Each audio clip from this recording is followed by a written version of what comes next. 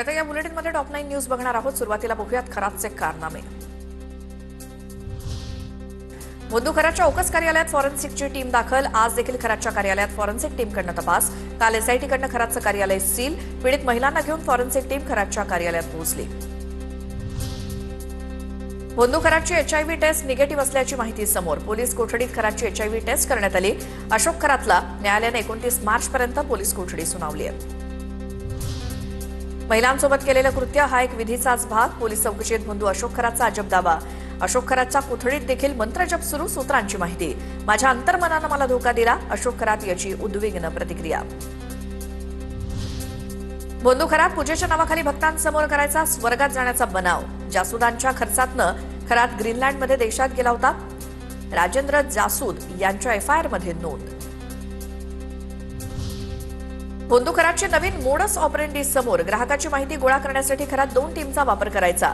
Reference आणि नातेवाईकांकडून माहिती संकलन करत असल्याची माहिती। खरातच्या 1500 कोटींपेक्षा अधिक मालमत्तेवरती एसआयटीची करडी नजर। एसआयटीनं खरात आणि त्याच्या कुटुंबियांच्या मालमत्तेची माहिती मागवली। खरातच्या मालमत्तेचा शोध घेण्यासाठी एसआयटीकडनं नोंदणी विभागाची मदत। बोंदूचा मिरगावातील आलिशान फार्म हाऊस पुन्हा चर्चेत। अशोक खरातनं फार्म हाऊससाठी तुर्कीतनं फर्निचर आणलं। खरातनं कस्टम ड्युटी भरली की नाही याची देखील तपासणी होणार। फार्म हाऊस, फर्निचर आणि परदेशवारीसाठी कोट्यवधी रुपये उकळले। खरातनं उच्चपदस्थ महिला अधिकाऱ्यांनाही जाळ्यात ओढलं। एका बड्या अधिकाऱ्याची बायकोही खरातच्या जाळ्यात अडकली। पोलिसांकडनं प्रकरणाचा तपास सुरू, तर दोन्ही महिलांचं लैंगिक शोषण झाल्याची सूत्रांची माहिती। बोंदूबाबा अशोक खरात याचा पिस्तूल परवाना रद्द। शस्त्राचा गैरवापर झालाय का याबाबत शंका उपस्थित। जिल्हा प्रशासनाकडनं परवाना रद्द करण्याची कारवाई। शंका उपस्थित झाल्यामुळे जिल्हा प्रशासनाकडनं पिस्तूल परवाना रद्द। आता राजकीय टॉप 9 बातम्या बघूयात। खरात प्रकरणी सुषमा अंधारे, रुपाली पाटील एकत्र नाशिकला रवाना। खरात प्रकरणी चाकणकरांना सह आरोपी करण्याची मागणी। एसआयटी अधिकाऱ्यांना भेटून अंधारे आणि रुपाली पाटील मागणी करणार आहेत। सुषमा अंधारे आणि रुपाली पाटील पोलीस आयुक्त संदीप कर्णिक यांची भेट घेणार। नाशिकच्या सातपूर पोलीस ठाण्यात खरात प्रकरणातील व्हिडिओ व्हायरल करणाऱ्यांवरती गुन्हा दाखल। 6 जणांवरती ग्रुप ॲडमिनवरती गुन्हा। सिडको आणि सातपूर वॉलमन व्हॉट्सअप ग्रुपवरती व्हिडिओ पोस्ट केला होता आणि अश्लील व्हिडिओ सोशल मीडियावरती व्हायरल केल्याप्रकरणी गुन्हा दाखल।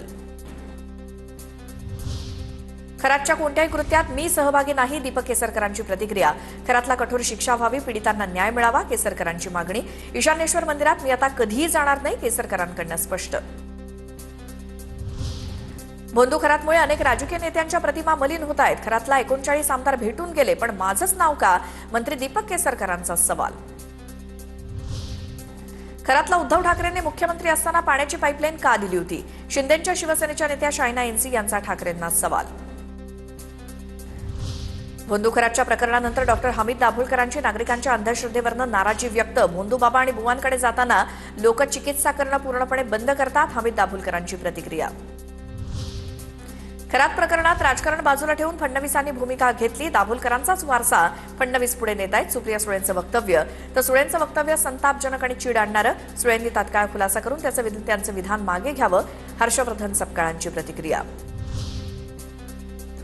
धाराशिव जिल्हा परिषदेत सभापती पदावरनं महायुतीत रस्सीखेच। धाराशिवमध्ये जिल्हा परिषद सभापतीची आज निवड होणार। सभापती पदासाठी शिवसेना, भाजप आणि राष्ट्रवादीमध्ये रस्सीखेच। राहुल गांधी यांच्या विरोधातील सावरकर बदनामी खटल्याची 31 मार्चला सुनावणी। सावरकरांची बदनामी केल्याप्रकरणी सात्यकी सावरकरांकडून खटला दाखल। सात्यकी सावरकरांची उलट तपासणी सुरू।